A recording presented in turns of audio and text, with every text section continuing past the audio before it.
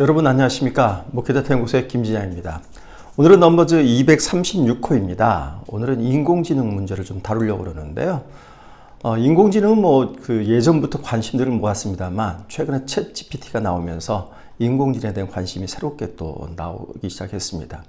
근데 사실 인공지능은 우리 생활 속에서 굉장히 깊숙이 이미 들어와 있습니다. 여러분 집에서 쓰시는 로봇 청소기라든지 핸드폰에서 아이폰에서 쉬리 혹은 갤럭시 폰에서 빅스비 같은 것들이 인공지능 서비스인 거죠. 그래서 이런 인공지능이 우리 생활 속에 얼마나 들어와 있고 그것에 대해서 교회는 어떻게 생각해야 될지 한번 살펴보겠습니다. 먼저 인공지능 서비스를 좀 어느 정도 경험했는지 그 경험률을 측정했는데요. 과학기술정보통신부에서 인터넷 이용 실태조사를 한 바 있습니다. 그 자료에 따르면 우리나라 전체 일반 국민들 가운데 인공지능 서비스를 경험한 비율이 51%, 그러니까 한 절반 정도 되는 우리 국민들이 인공지능 서비스를 경험해 봤습니다. 근데 이걸 연령별로 보면은 젊은 세대가 확실히 인공지능 서비스 경험한 비율이 높습니다. 30대 이전까지 한 60% 이상의 그런 인공지능 서비스 경험률을 보이고 있고 50대는 40%대 이하대로 굉장히 많이 떨어지는 거죠. 40대 한국 중간 정도로 나타납니다. 그러니까 이렇게 정리해 보면 인공지능 서비스 역시 새로운 서비스이기 때문에 젊은 사람 중심으로 해서 많이 지금 경험하고 있다, 이렇게 볼 수 있겠습니다. 근데 인공지능은 예전부터 관심이 많았는데요. 여러분들 혹시 터미네이터 영화를 기억하실지 모르겠는데, 이 터미네이터 영화 같은 그런 미래 세계를 나타내는 영화들, 미래 세계의 인공지능을 다루는 영화들은 대개 인류의 어떤 미래에 대해서 암울하게 이렇게 그리고 있습니다. 디스토피아라고 이렇게 얘기하는데, 대개 이런 SF 영화들은 미래의 인공지능을 인간을 위협하고 인간을 멸종시키려고 하는 그런 어떤 주체로서 이렇게 많이 그리고 있습니다. 그렇다면 이런 인식들이 있는데, 과연 우리나라 국민들은 인공지능에 대해서 어떤 감정을 가지고 있는지 한번 살펴보겠습니다. 자, 그래프 한번 같이 보시죠. 인공지능에 대해서 의심스럽다, 두렵다 이렇게 느끼는 비율이 60%, 58%로 나타납니다.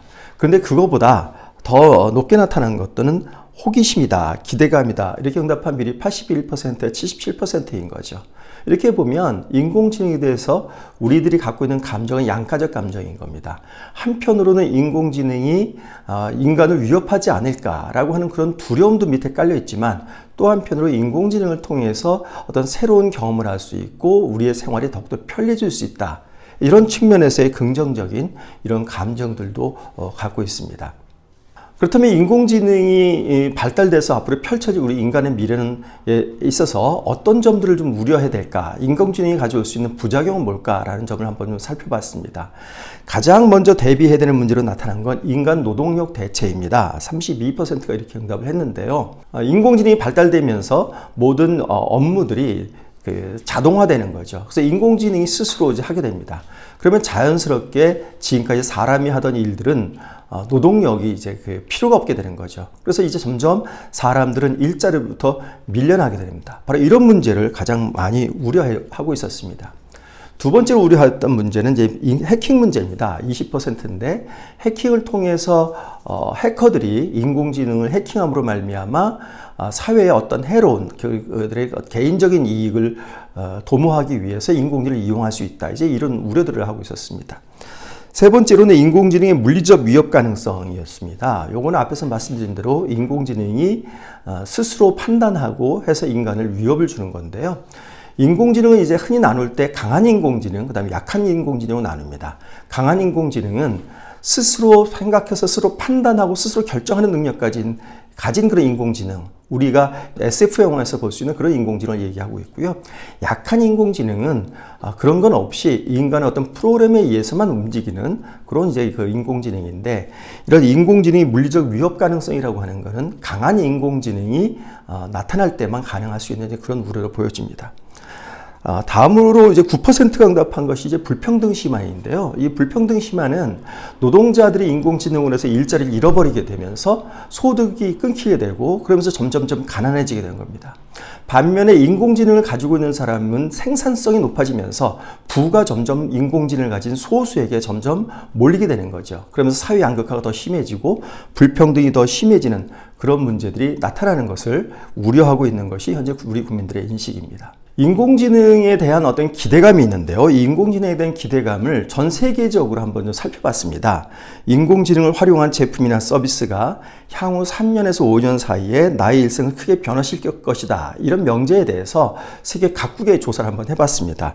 했더니 글로벌 국가 평균으로 한 66%가 동의하고 있는 겁니다. 근데 이거 국가적으로 보면 좀 재미있는 현상이 나타나는데, 인공지능이 인간에게 이룰 것이다 라고 하는 기대를 가진 1등으로 응답한 나라가 한국입니다.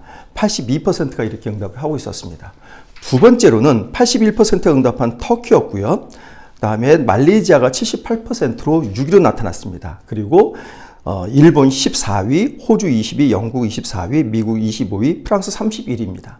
그러니까 이 결과를 가만 놓고 보면 재미있는 현상이 있는데, 상위로 응답된 국가들은 하고 하위로 응답된 국가 보면, 하위로 응답된 국가들은 이른바 선진국들입니다. 반면에 상위로 응답된 국가들은 터키, 말레이시아 등은 개발도상국 혹은 선진국 초입에 들어간 나라들인 거죠.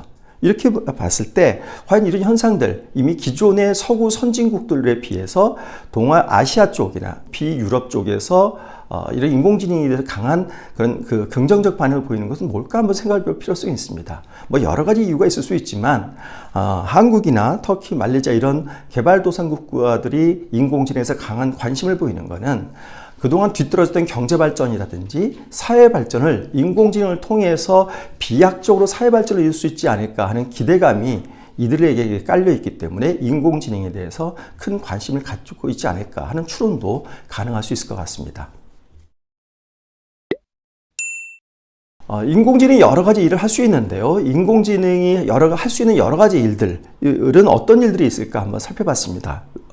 각각의 직종을 한번 제시하고 인공지능이 더 잘할 것이다, 혹은 인간이 더 잘할 것이다, 이 두 가지 중에서 이 직종에 대해서는 어떻게 평가하는지 한번 살펴봤습니다. 먼저 컴퓨터 프로그래머 일에 대해서 인공지능이 더 잘할 거다 이렇게 응답한 비율은 78%고요. 인간이 더 잘할 것이다 이렇게 응답한 비율은 16%밖에 되지 않습니다. 그러니까 컴퓨터 프로그래머는 당연히 인공지능이 훨씬 더 잘할 것이라고 인식하고 있었습니다. 그리고 판사, 의사들도 인공지능이 인간보다 더 잘할 거다 이렇게 이야기를 하고 있습니다. 판사나 의사도 거의 공통점은 뭐냐면 여러 가지 증거 자료 이를 가지고 그걸 정확하게 분석을 해서 판단하는 일이 핵심인 일인 거죠. 이런 건 역시 인공지능이 잘한다는 겁니다. 반면에 목사는 인공지능이 잘할 것이라는 비율이 30%인데 비해서 인간이 더 잘할 것이다가 53%입니다. 이거 외에 작가, 영화감독, 유치원 교사 등은 인공지능이 잘할 것이라는 비율보다는 인간이 더 잘할 것이라는 비율이 훨씬 더 높습니다. 이 직업들의 공통점은 어떤 상황을 분석해서 정확한 판단을 내리는 것보다는 사람을 상대해서 그 사람의 마음을 읽어주고 그 사람과 소통하고 교류하는 이런 이 직업을 가진 특징이라는 거죠. 이건 역시 인공지능이 잘 할 수가 없는 겁니다. 이러다 보니까 이제 그런 구분이 벌어지고 있는데, 근데 재밌는 거는 목사 일에 대해서, 목사직에 대해서 인공지능이 더 잘할 것이다 이렇게 응답한 비율이 30%나 된다는 점은 이건 우리가 한번 주목할 필요성이 있습니다. 이런 측면에서 봤을 때 이제 교회에 인공지능을 여러 가지 도입하는 문제가 있는데요. 교회에 인공지능을 도입하는 문제에 대해서 한번 찬반 의견을 살펴봤습니다. 먼저 인공지능이 교회에 필요한 기술이므로 적극 도입해야 된다 이렇게 응답한 비율은 14%가 나타났고요. 교회는 필요하지 않은 기술이므로 도입하지 않아도 된다 29%, 필요성은 인정하지만 교회에 도입하는 것은 반대다 이렇게 응답한 비율이 22%.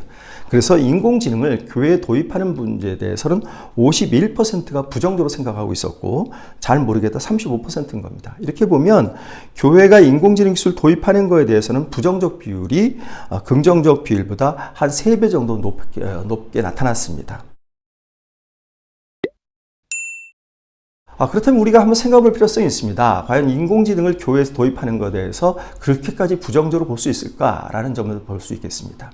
이렇게 보면 우선 교회에서 필요한 일들을 좀 나눠볼 수 있습니다. 교회에서 성도들과 소통하고 성도들을 돌보고 이런 일들에 대해서는 인공지능보다는 사람이 더 잘할 수 있겠죠. 하지만 교회에서 여러 가지 행정적인 일이라든지 그리고 교회 건물을 유지하는 일이라든지 이런 일들에 대해서는 인공지능이 더 잘할 수 있습니다. 어떤 분들은 이렇게 이야기합니다. 인공지능을 가지고 설교문을 작성했을 때 좋은 설교문이 나올 수 있다. 이런 분들도 이야기할 수 있습니다.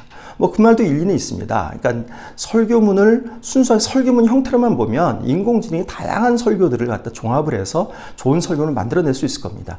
하지만 설교는 그 교회의 성도라고 하는 청중이 있고 그들을 상대로 해서 하나님의 말씀을 선포하는 거기 때문에 성도의 현재 상황과 그들의 형편에 대한 고려 없는 설교라고 하는 것은 사실은 별로 힘을 발휘할 수 없는 거죠. 이런 점에서 보면 설교를 작성할 때 있어서는 성도들의 이런 상황을 고려하지 해야 되기 때문에 설교를 인공지능이 더 잘할 수는 없을 겁니다. 단지 목사님들이 설교를 작성하는 데 있어서 설교 자료라든지 예화라든지 이런 것들은 인공지능을 통해서 충분히 얻을 수 있겠죠. 바로 이런 걸 바탕으로 해서 성도들의 상황을 고려해서 설교를 준비한다고 할 때는 인공지능이 적극적으로 활용은 되지만 그러나 인공지능이 설교의 결정적인 역할은 할 수 없을 겁니다.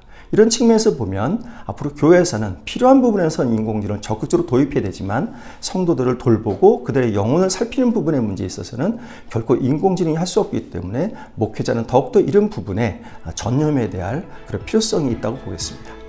네, 이상으로 넘버즈 236호 말씀드렸습니다. 다음 주에 뵙겠습니다. 감사합니다.